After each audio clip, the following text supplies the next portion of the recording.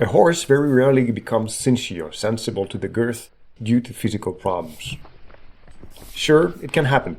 A saddle that doesn't fit, a painful back, but 9 times out of 10 it's just a behavioral problem.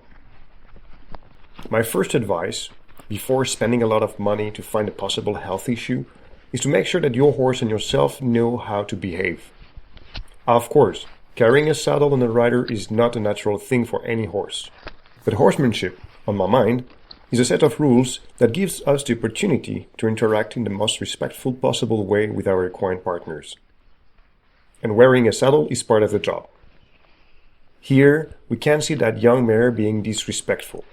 The way she moves her head and pins her ears is pretty clear. It means back off or I strike. So be ready. Now that I know what she's up to, I just prepare myself. I hold my left hand high at the level of her head, just in case. And with my right hand, I pull gently on the cinch, in rhythm. I will keep pulling until she gets relaxed. In the meantime, if she tries to hit me, she will hit my fist.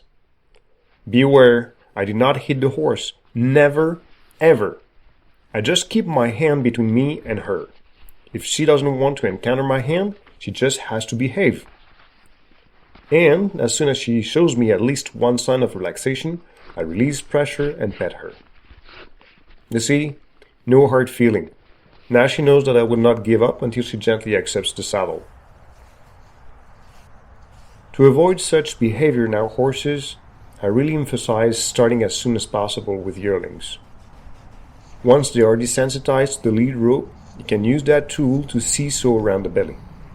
Later on, wearing a saddle will definitely not be a problem.